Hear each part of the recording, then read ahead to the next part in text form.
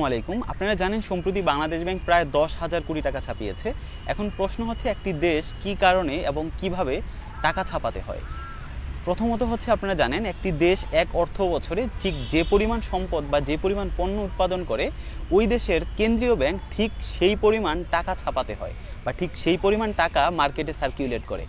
এখন বাংলাদেশের এই অতিরিক্ত যে 10,000 কোটি টাকা ছাপিয়েছে এটি আমাদের দৈনন্দিন জীবনে বা কিভাবে মূল্যস্ফীতিকে প্রভাবিত করে সেই বিষয়টি খুব সহজে ব্যাখ্যা করার চেষ্টা করি। মনে করেন যে এটি হচ্ছে বাংলাদেশ, এই যে আপনারা যেই বর্ডারটি দেখতে পাচ্ছেন মনে করেন এটি হচ্ছে বাংলাদেশ। বাংলাদেশের এক অর্থ বছরে মোট উৎপাদিত সম্পদের পরিমাণ হচ্ছে মনে করেন যে এই 3টি আপেল, অর্থাৎ বাংলাদেশ 2023 এবং 24 অর্থ বছরে এই 3টি আপেল উৎপাদন করেছে এবং বাংলাদেশ ব্যাংক, বাংলাদেশের কেন্দ্রীয় ব্যাংক মনে করেন যে এই 3টি আপেল বা এই মোট সম্পদের সমপরিমাণ এই 300 টাকা ছাপিয়েছে। এখন আমার এক অর্থ বছরে মোট সম্পদ হচ্ছে 3টি আপেল, তার বিপরীতে বাংলাদেশ ব্যাংক ছাপিয়েছে 300 টাকা, তাহলে আমার মোট সম্পদের এগেইনস্টে আছে 300 টাকা। এখন আমার প্রতি আপেলের দাম পড়ছে মনে করেন যে 100 টাকা করে, যেহেতু আমার টাকা আছে 300 এবং সম্পদ আছে 3টা, তাহলে মোট দাম পড়ছে 100 টাকা করে।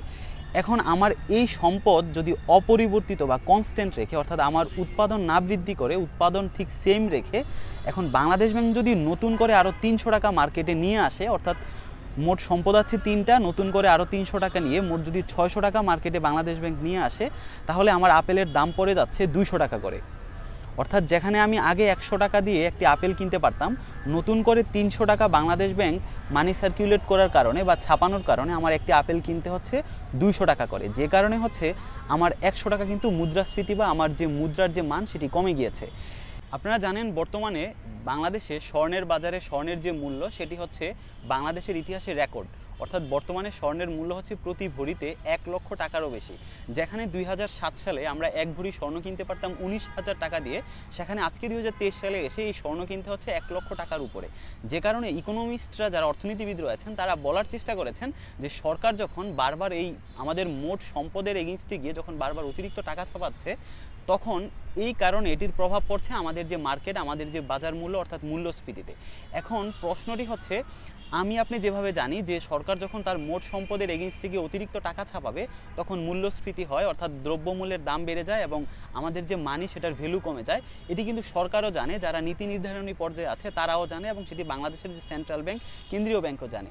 এখন প্রশ্নটি হচ্ছে কেন সেন্ট্রাল ব্যাংক এই অতিরিক্ত টাকাটি ছাপায়? এটি হচ্ছে দুটি কারণে। প্রথম কারণটি হচ্ছে ব্যাংকে যে লিকুইডিটি ক্রাইসিস থাকে বা তারল্য সংকট, সেটির কারণে। এই তারল্য সংকটটি কিভাবে ঘটে সেটি একটু দেখার চেষ্টা করি।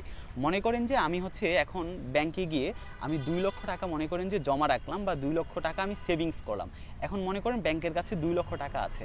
এখন আপনি এখন কোন একটা ইন্ডাস্ট্রি বা বিজনেস রান করতে যাচ্ছেন, আপনি কোন একটা উদ্যোগ নিয়েছেন, এখন হচ্ছে আপনার মূলধন নিয়ে আপনার টাকা প্রয়োজন। এখন আপনি টাকা কোথা থেকে নেবেন? আপনি অবশ্যই ব্যাংক থেকে লোন নেবেন।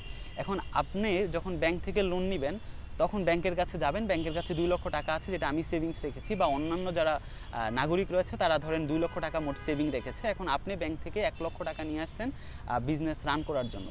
ঠিক আপনার মতো অন্য আরেকজন তার বিজনেস রান করার জন্য সেই ব্যাংক থেকে 1 লক্ষ টাকা ঋণ নিল। তাহলে আপনারা দুইজন 2 লক্ষ টাকা ঋণ নিয়ে নিলেন। এখন ব্যাংকে কিন্তু আর কোনো টাকা নেই। এখন তৃতীয় কোনো ব্যক্তি যদি তার বিজনেস রান করার জন্য বা তিনি যদি কোনো উদ্যোক্তা হতে যান বা তার যদি টাকা প্রয়োজন হয়, সে যদি ব্যাংকের কাছে যে সে যদি ঋণ নেওয়ার জন্য যায়, তখন কিন্তু ব্যাংক কিন্তু তাকে টাকা দিতে পারবে না, কারণ ব্যাংকের কাছে কোনো টাকা নেই। এই যে ব্যাংকের কাছে কোনো টাকা নেই, এটিকে বলা হচ্ছে তারল্য সংকট বা হচ্ছে লিকুইডিটি ক্রাইসিস। তখন ওই তৃতীয় ব্যক্তিকে ঋণ দেওয়ার জন্য একটি দেশের সেন্ট্রাল ব্যাংক কী করে? টাকা নতুন করে ছাপায়। এই কারণে হচ্ছে বাংলাদেশ ব্যাংক বা বিশ্বের বিভিন্ন কেন্দ্রীয় ব্যাংক টাকা ছাপায়। এই লিকুইডিটি ক্রাইসিসের দ্বিতীয় আরেকটি যে কারণ সেটি হচ্ছে, আপনারা জানেন যে সরকারের যখন বাজেট ঘাটতি থাকে তখন সরকার সেই ঘাটতি পূরণের জন্য অথবা সরকার যখন কোনো আর্থিক সংকটে পড়ে তখন সরকার সাধারণত একটি দেশের যে কেন্দ্রীয় ব্যাংক থাকে বা একটি দেশের যে কমার্শিয়াল যে ব্যাংকগুলো থাকে সেই ব্যাংকগুলো থেকে ঋণ নেয়। এখন সরকার তার বাজেট ঘাটতি পূরণের জন্য যখন ব্যাংক থেকে ঋণ নিয়ে নেয় তখন ব্যাংকের কাছে আর অতিরিক্ত টাকা থাকে না ওই দেশের জনগণকে লোন দেওয়ার জন্য। এখন সরকার যখন টাকা নিয়ে নেয় তখন ব্যাংকের কাছে যখন অতিরিক্ত টাকা থাকে না তখন দেশের জনগণকে তো ব্যাংকে লোন দিতে হবে। এখন ব্যাংক যখন দেশের জনগণকে লোন দেওয়ার জন্য টাকা থাকে না তখন ওই ব্যাংকে নতুন করে টাকা ছাপাতে হয়। এবং এখন প্রশ্ন হচ্ছে, সরকারকে মোট সম্পদের এগেইনস্টে গিয়ে কিন্তু অতিরিক্ত টাকা ছাপাতেই হচ্ছে দিন শেষে। এখন এই অতিরিক্ত টাকা ছাপানোর কারণে আমাদের যে মূল্যস্ফীতিটি ঘটছে সেটির কি কোনো সমাধান নেই? সেটির কিন্তু কোনো সমাধান আছে।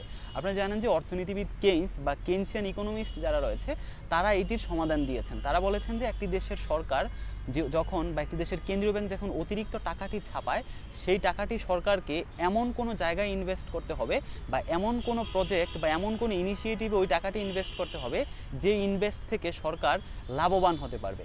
এখন যে অতিরিক্ত টাকাটা মনে করেন বাংলাদেশ ব্যাংক 10,000 কোটি টাকা অতিরিক্ত টাকা ছাপিয়েছে, এখন বাংলাদেশ সরকারকে বা বাংলাদেশ ব্যাংকে এই 10,000 কোটি টাকা এমনভাবে ইউটিলাইজ করতে হবে যেন এই 10,000 কোটি টাকার সমপরিমাণ সম্পদ বাংলাদেশ উৎপাদন করতে সক্ষম হয়। এটি হচ্ছে কেইনসিয়ান ইকোনমি বলেছেন যে জনগণের এগ্রিগেট ডিমান্ড বৃদ্ধি করার জন্য বা সরকার বিভিন্ন মেগা প্রজেক্ট বাস্তবায়ন করার জন্য, হাইওয়ে তৈরি করার জন্য, ইনফ্রাস্ট্রাকচার ডেভেলপমেন্ট করার জন্য, বিভিন্ন টানেল থেকে শুরু করে মেট্রো রেল তৈরি করার জন্য সরকার হচ্ছে এই টাকাটা এমনভাবে ইনভেস্ট করবে যেন ওই জায়গাটাতে কোনো ধরনের করাপশন না হয়, ওখানে যেন স্বচ্ছতা থাকে। যখন স্বচ্ছতা থাকবে, যখন করাপশন না হবে, করাপশন ফ্রি হবে, তখন ওই 10,000 কোটি টাকা যেখানে ইনভেস্ট করা হয়েছে সেখান থেকে 10,000 কোটি টাকার সমপরিমাণ সম্পদ অথবা তারও বেশি সম্পদ সরকার উৎপাদন করতে সক্ষম হবে। যখন সরকার ওই 10,000 কোটি টাকার সমপরিমাণ সম্পদ উৎপাদন করতে সক্ষম হবে, তখন ওই বাজারে আর যে মূল্যস্ফীতির যে প্রভাবটা, যে মূল্যস্ফীতি যে বেড়ে যাওয়াটা সেটা হয় না। কিন্তু যখন ওই 10,000 কোটি টাকা যদি ইউটিলাইজ করতে না পারে, ওখানে যদি করাপশন হয়, ওখান থেকে যদি টাকা পাচার হয়, তাহলে কিন্তু যে মূল্যস্ফীতি সেটি কিন্তু রয়েই যাবে। অর্থাৎ যে কারণে কেইনসিয়ান ইকোনমিস্টদের সমাধান হচ্ছে একটা দেশের সরকারকে লিকুইডিটি ক্রাইসিসের জন্য অথবা জনগণের এগ্রিগেট ডিমান্ড বৃদ্ধি করার জন্য টাকা ছাপাতে হবে এবং সেই টাকা ছাপানো যাতে মূল্যস্ফীতিতে প্রভাব না ফেলে সেজন্য সেটা যথাযথ ইউটিলাইজেশন হতে হবে এবং সেখানে সম্পূর্ণ করাপশন ফ্রি থাকতে হবে। আশা করি পুরো বিষয়টি আপনাদের ক্লিয়ার। সাথে থাকার জন্য ধন্যবাদ।